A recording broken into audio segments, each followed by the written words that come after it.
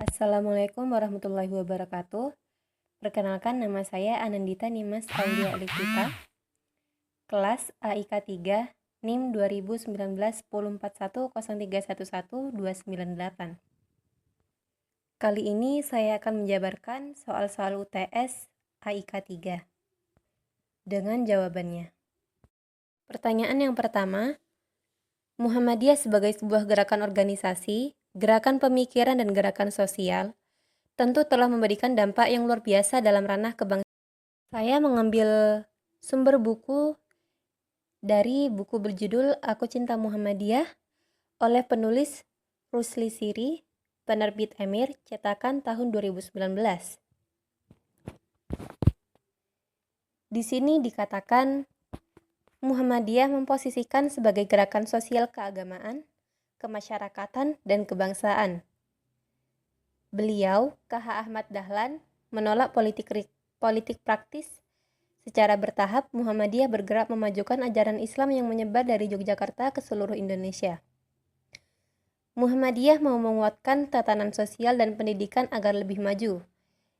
Beliau juga berupaya menampilkan Islam bukan sekadar agama yang bersifat individual dan statis, tetapi dinamis serta berkedudukan sebagai sistem kehidupan manusia dalam berbagai aspek. Misinya membersihkan Islam Indonesia dari pengaruh dan kebiasaan non-Islam. Beliau juga mereformulasi ajaran dengan pandangan modern, mereformulasi pendidikan, dan mempertahankan Islam dari pengaruh luar, ada di halaman 40. Gerakannya didasarkan pada ajaran, jika suatu urusan tidak akan sempurna tanpa alat, maka alat itu menjadi wajib. Jadi kita langsung saja ke intinya. Di sini ditanyakan bahwa saya harus menjelaskan atau menarasikan pendapat saya mengenai kontribusi Muhammadiyah untuk umat dan bangsa di era ini yang saya ketahui. Menurut buku ini, di antara sekian banyak kontribusi Muhammadiyah terhadap bangsa, yang paling menonjol adalah pendidikan. Ahmad Dahlan meyakini dengan pendidikan, masyarakat dapat bangkit.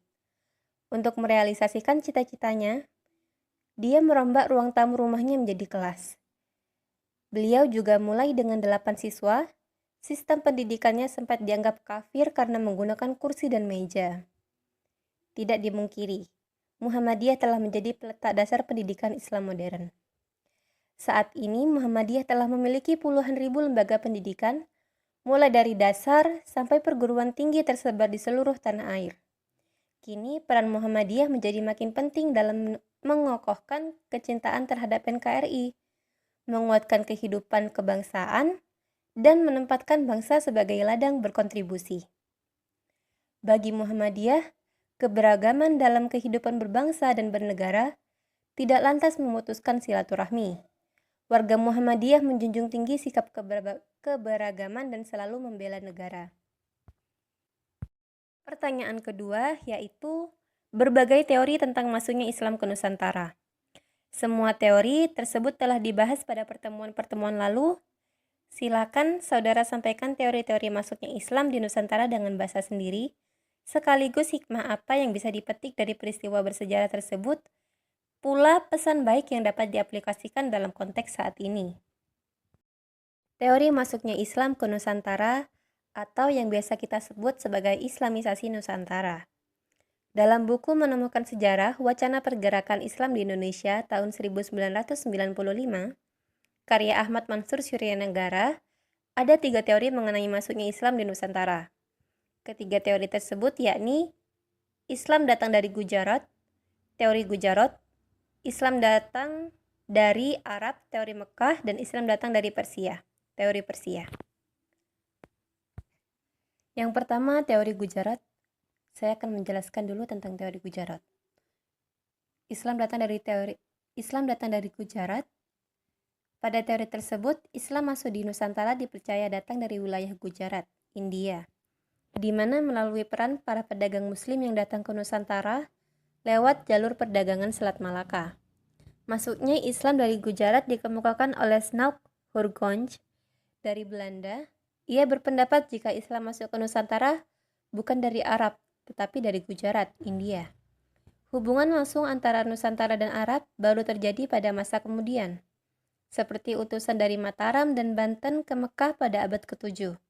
Ia juga berpendapat adanya persamaan unsur-unsur Islam Nusantara dengan India. Teori yang kedua yaitu teori Mekah, Islam datang dari Arab. Dalam teori tersebut mengemukakan pada abad ke-7 di pantai barat Sumatera sudah ada perkampungan Islam. Hal itu didukung adanya jalur perdagangan yang bersifat internasional. Bahkan berita dari Cina pada zaman dinasti Tang pada 674 Masehi, jika orang-orang Arab sudah mendirikan perkampungan di pantai barat Sumatera. Dilansir situs Kementerian Pendidikan dan Kebudayaan Kemendikbud pada waktu Kerajaan Sriwijaya mengembangkan kekuasaan sekitar abad ke-8 dan 8, para pedagang muslim sudah singgah. Banyak tokoh-tokoh yang mendukung teori tersebut. Masuknya Islam ke Nusantara terjadi sebelum abad ke-7 Masehi dan berperan besar terhadap proses penyebaran selanjutnya. Dan teori yang ketiga, Islam datang dari Persia, teori Persia. Pada teori tersebut, Islam masuk ke Nusantara pada abad ke-13 yang berasal dari Persia.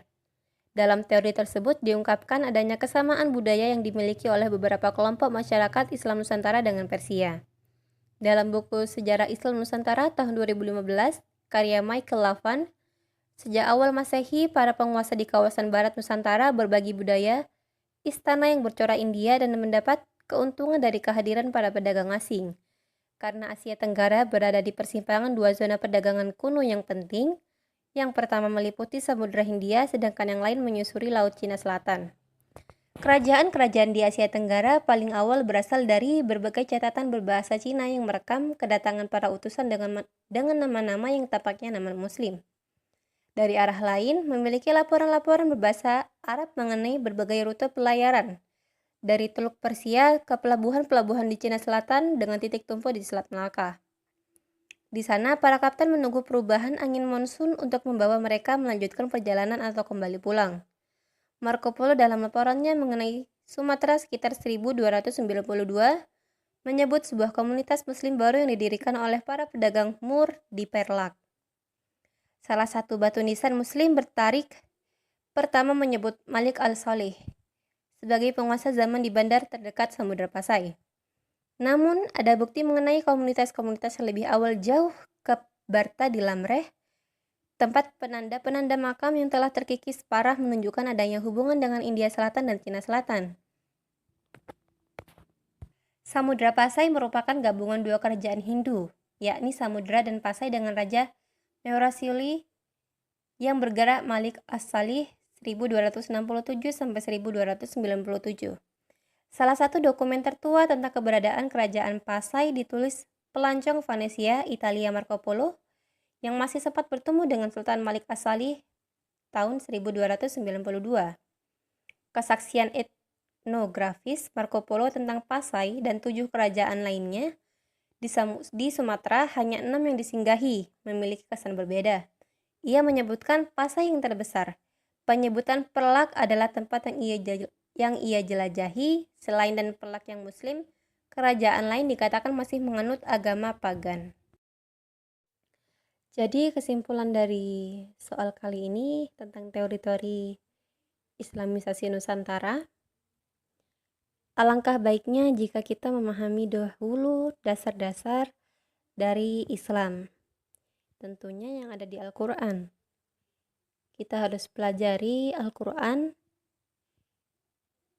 untuk kehidupan kita, dan kita harus paham betul dengan perintah-perintah yang ada di Al-Quran, terutama perintah untuk berdakwah atau menyampaikan kebaikan yang ada dalam surat An-Nahl ayat 125.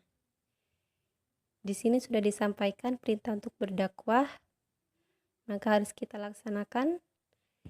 Perintah berdakwah tentunya tidak hanya untuk kita sampaikan kepada orang non-Islam, tidak, tetapi untuk keluarga kita, saudara kita, kerabat, teman-teman kita.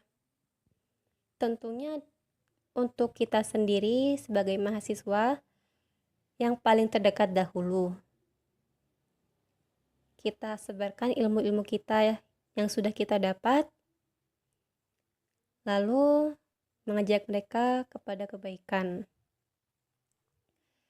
Kita sama-sama berbagi ilmu, tentunya, karena apalah arti ilmu jika hanya kita sendiri yang mempunyai? Tidak, kita harus membaginya terhadap sesama. Seperti yang dimiliki oleh sifat-sifat kemuhammadiyahan, saling berbagi ilmu, dan juga berbagi kebaikan.